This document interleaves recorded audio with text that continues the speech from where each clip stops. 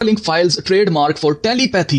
Can you imagine? जादूगरी की terms जो टेलीपैथी है, टेलीकिनेसिस है, उसके लिए ट्रेडमार्क यानी कि पेटेंट बुक कर लिया है इलॉन मस्क ने अपनी कंपनी न्यूरालिंक के लिए। अब टेलीपैथी और टेलीकिनेसिस क्या होता है और कैसे ये विचक्राफ्ट की टर्म्स हैं, मैं पहले आपको ये बताना चाहता हूं, उसके बाद मैं आपको बताता हूं कि इलॉन मस्क ने इसका पेटेंट क्यों साइन करवाया। तो आप नोट करें कि टेलीपैथी किसको कहते हैं। टेलीपैथी कहते हैं इन फिक्शनल सेटिंग्स, फिक्शनल सेटिंग कह रहे हैं इसको, which is wizards and other practitioners of magic are often portrayed as using telepathy for powerful communication, spellcasting and manipulating minds, which are all considered advanced magical abilities।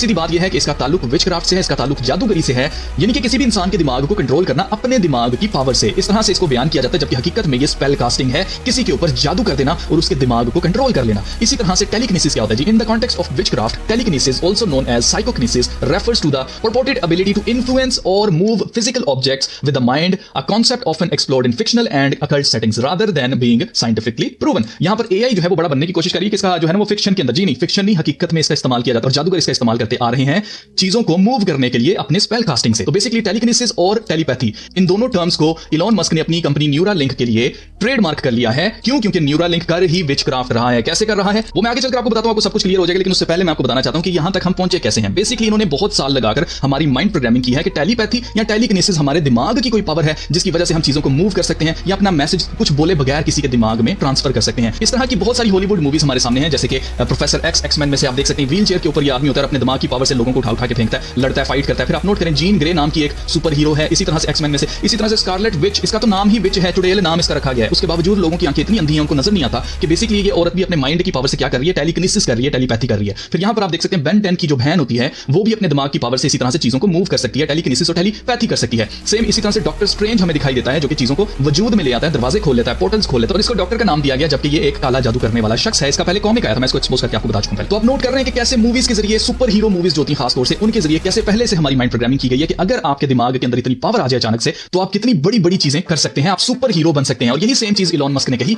Musk says Neuralink will give people super powers as second human gets implant, जिसका सीधा सीधा मतलब है आपने इसके ऊपर focus करना है, गिव पीपल सुपर पावर्स, यानी कि वही सुपर हीरोज वाली जो माइंड प्रोग्रामिंग हमारी की गई पहले से, उसी चीज को लेकर लोगों के माइंड में क्या आएगा कि भाई अगर हम न्यूरालिंक ले लेते हैं तो हम प्रोफेसर एक्स की तरह चीजों को बगैर हाथ लगाए मूव कर सकेंगे, जबकि ये बहुत बड़ा झूठ है। हर चीज इसके उलट है। शैतान के पुजारी हर चीज को उल्टा करते हैं। अभी अगर आपको कह रहे हैं कि आपके पास सुपर पावर्स आ जाएंगी तो ये झूठ बोल रहे हैं। बेसिकली ये सुपर पावर इनके पास आ जाएगी, जिसको बोला जाता है जी वशीकरण। वशीकरण यानी कि किसी के माइंड को ऐसे कंट्रोल कर लेना कि वो आपके ऑर्डर्स के ऊपर चले। इसी तरह से मजीद इसको कहा जाता है नजरबंद। इंसान को कुछ दिखाई नहीं देता, उसको सिर्फ अपना महबूब नजर आता है, महबूब आपके कदमों में। वही सेम चीज जादू जो है न्यूरालिंक के जरिए टेलीपैथी और टेलीकिनेसिस किया जा सकेगा।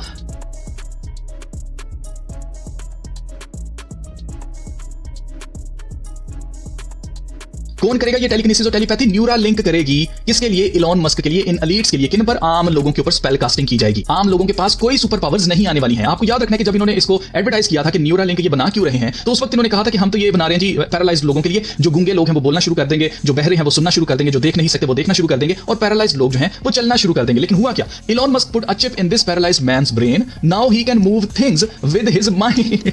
ओनली अपने दिमाग के साथ। क्या वो अपनी व्हीलचेयर से उठ गया? हरगिज नहीं, वो अपनी व्हीलचेयर से नहीं उठा है। उसको क्या सुपर पावर इन्होंने दे दिया जी? वो अब सिर्फ अपने दिमाग की पावर से कंप्यूटर के ऊपर गेम्स खेल सकता है। Can you imagine? ये कितना झूठ बोलते हैं जब इसने पहली चीज ही पूरी नहीं की है कि एक पैरालाइज्ड आदमी को ये अपनी चिप से चलवाना शुरू कर सके, या अंधे को बिनाई दे सके, या गूंगे बहरों को सही कर सके। तो यकीन मानिए ये जो हमें लॉलीपॉप दे रहे हैं कि जी आपके पास सुपर पावर्स आ जाएंगी, आप स्कारलेट विच बन जाएंगी, तो ऐसा कुछ नहीं होने वाला है। अब अगर आप नोट करें तो इलॉन मस्क का विजन क्या है? इसका विजन है ह्यूमन एआई सिम्बायोसिस। सिम्बायोसिस कहते हैं एक इंसान का कंप्यूटर के साथ जुड़ जाना, मर्ज हो जाना। यहां पर आप पढ़ सकते हैं, through his company Neuralink, a neuro technology company aiming to create a brain computer interface for humans to better interact with and potentially merge with AI as it evolves। यानी कि जैसे जैसे AI बढ़ती जाएगी वैसे वैसे इंसान का दिमाग जो है वो आर्टिफिशियल इंटेलिजेंस के साथ मर्ज होकर एक होकर उसी तरह से तेजी से ग्रो करे। तो ये हो क्या रहा है? ये बेसिकली खुदा के कलाम की प्रोफेसी पूरी हो रही है। दानियल नबी ने जो नबूकदनेस्सर बादशाह ने ख्वाब देखा था, जो बुत उसने देखा था, आप देख सकते हैं, it's legs were iron and its feet were part iron and part clay. जिसका मतलब यह है कि उसके जो पांव थे उस बुत के वो मिट्टी और लोहे के थे, उसमें मिक्स हुआ था मिट्टी और लोहा। और आप नोट करें कि कैसे कि खुदा के कलाम की प्रोफेसी को पूरा करता है। मिट्टी यानी कि इंसान, आर्टिफिशियल इंटेलिजेंस और कंप्यूटर या सिम्बायोसिस क्या है?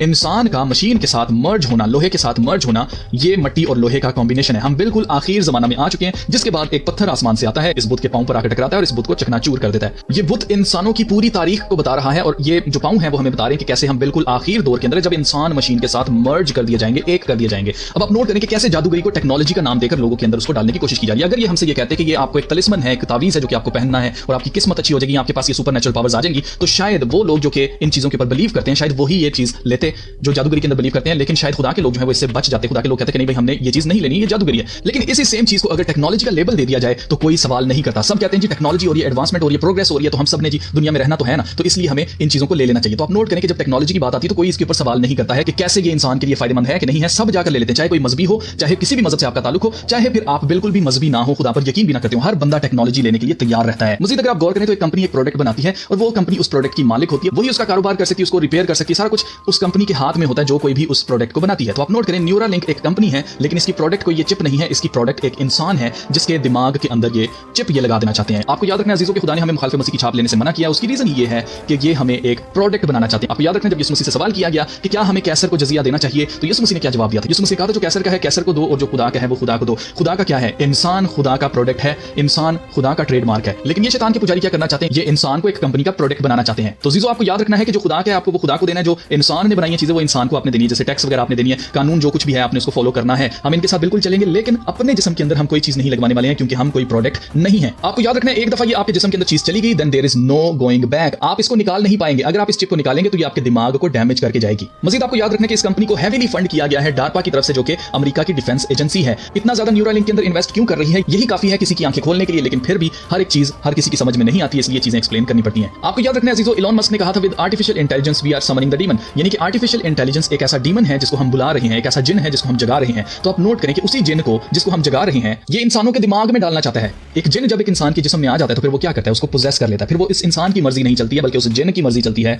जो उस इंसान को पोजेस कर लेता है। तो अजीजों हमें तो पहले ही पता था कि ये सब कुछ जादूगरी है, ये सब कुछ विचक्राफ्ट है, ये सब कुछ माइंड कंट्रोल करने के लिए किया जा रहा है। लेकिन अब ये साबित भी हो गया जब खुद इलॉन मस्क ने टेलीपैथी और टेलीकिनेसिस को ट्रेडमार्क करवा लिया है। इसलिए हमें किसी सूरत भी कोई भी चीज अपने जिस्म के अंदर नहीं लगवानी है।